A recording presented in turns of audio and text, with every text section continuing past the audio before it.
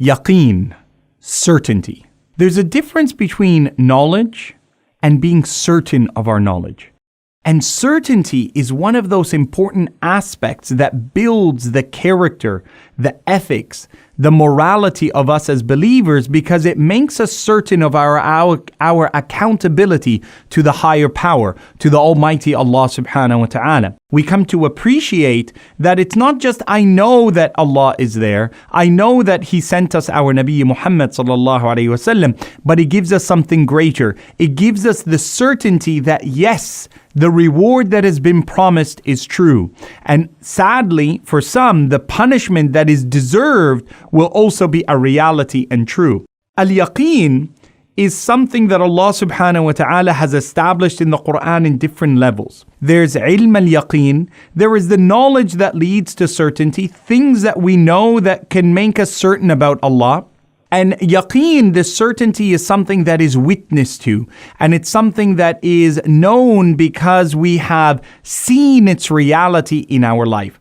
And I want you to understand that for many of us as Muslims, the reasons we are finding it difficult at times to be complete in our relationship with Allah is not that we don't know enough about Allah, or that we haven't heard enough about Allah and His Messenger ﷺ, or we are not familiar with verses of the Qur'an or particular texts and hadith of the Prophet ﷺ, or that the answers to our questions haven't been answered well. But the reason we're not able to translate our knowledge into practice is the issue of certainty.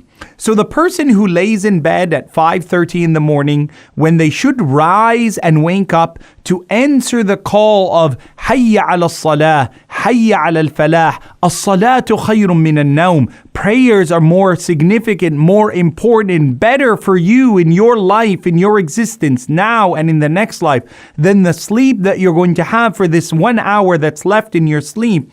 That the reason we're unable to push off us our blankets is because certainty. It's not that we don't know the obligation of the prayer. It's that at times in our heart, there's this doubt that Allah will hold us accountable.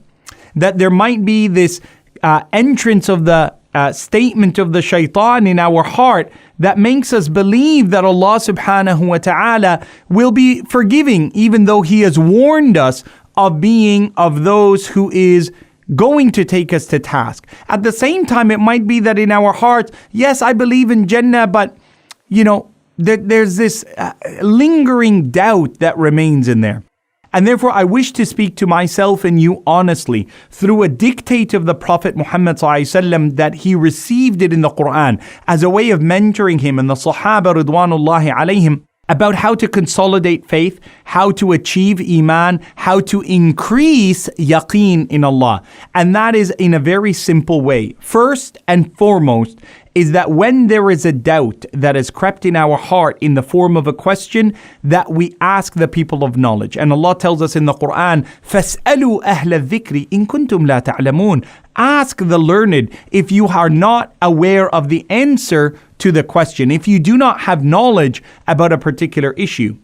You see this as being a constant habit of the elite of the prophets of Allah. So I want you to consider in Surah Al-Baqarah, Allah subhanahu wa ta'ala tells us about Ibrahim alayhi salam. Who's Ibrahim? Ibrahim, he is referred to by Allah in the Qur'an as the one who became the best friend of Allah. He took Allah as his best friend, so Allah took him. وَاتَّخَذَ اللَّهُ Ibrahim Khalila. Allah allowed Ibrahim to become an intimate friend of his. Ibrahim was aware of Allah. وَكَذَلِكَ نُرِي إِبْرَاهِيمَ مَلَكُوتَ السَّمَاوَاتِ وَالْأَرْضِ. Allah says, I allowed Ibrahim to see the realities and the dominion and the majesty of the heavens and the earth.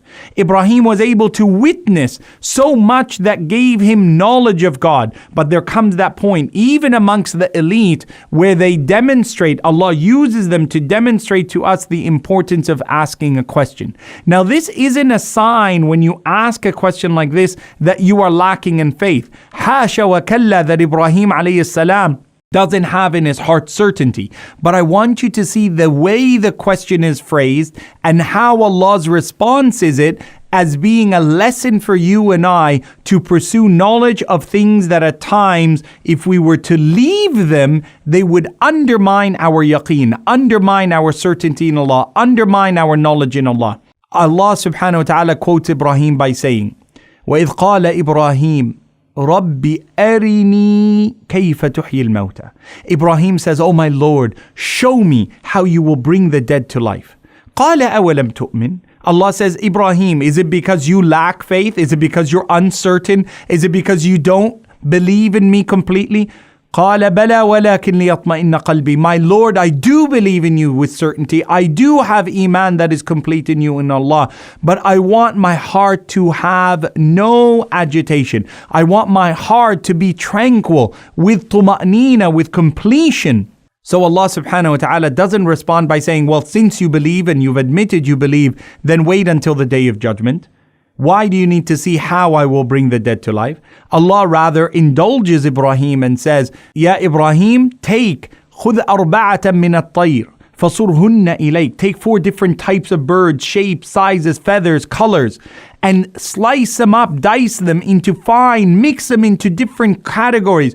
وَاجْعَلْ عَلَى كُلِّ جَبَلٍ مِّنْهُنَّ جُزْءًا. And surround the mountain sides all around you with different clumps of their mixed flesh. ثُمَّ ادْعُهُنَّ يَأْتِينَكَ سَعْيًا. And then call them to you. They will come to you, put and manufactured back into each other. وَاعْلَمْ أَنَّ اللَّهَ. And know that Allah is the one who is all-knowing, the one who is all-wise, the one who is almighty, subhanahu wa ta'ala. Musa alayhi salam. Could you imagine Moses alayhi salam? He speaks to Allah directly. وَكَلَّمَ اللَّهُ مُوسَى تَكْلِيمًا. Allah speaks to Musa and Musa responds to Allah. Musa stands on the mountain, Turi Sayna, and he says, Rabbi arini anzur ilayk, in Surah Al-A'raf. Oh Allah, allow me to look upon your blessed face. قال لن تراني. Allah says, you will not be able to see me in this life, O Musa. ولكن انظر إلى الجبل. But look to the mountain over there. Allah doesn't just simply say no, but Allah demonstrates to Musa why. And that's why it's important for our families, our children, for ourselves, that we don't just hear the text, but we also seek to understand as much of it as we can. There will be certain things that we will not be able to understand. And there are certain things that we simply have to say, سمعنا وأطعنا. But for a vast majority of aspects in our life, we should come to a point where we ask questions and seek their answers. Allah says, look to the mountain over there at the great distance, that massive structure, Ya Musa. فَإِنِ اسْتَقَرَّ مَكَانَهُ فَسَوْفَ تَرَانِي. If that mountain remains firm, upright, as you remain to see it now, you'll be able to see me. فَلَمَّا تَجَلَّى رَبُّهُ لِلْجَبَلِ. When Allah allowed some of His majesty, some of His beauty, some of His countenance to become known to that mountain, an iota of the majesty of Allah became unveiled to that mountain, it was destroyed. From the blessedness of Allah, it came to an end, and it turned into pulverized dust. وَخَرَّ مُوسَى صَعِقًا. And from that sight and experience, Moses fell down to unconsciousness and death. Allah brought him back. And Moses came to know that this is an unreal expectation. Isa alayhi salam asked Allah on behalf of the Hawariyeen, people who believe in Allah, bring down a table spread, Surah Al-Ma'idah, the 5th chapter of the Qur'an, that we can eat from the fruits of Jannah, from the food of Jannah. نريد أن نأكل منها وتطمئن قلوبنا. We want to eat from it so that our hearts are at ease. Everything you have said, we believe in it, but we want one more sign. And Allah subhanahu wa ta'ala says, إني منزلها عليكم.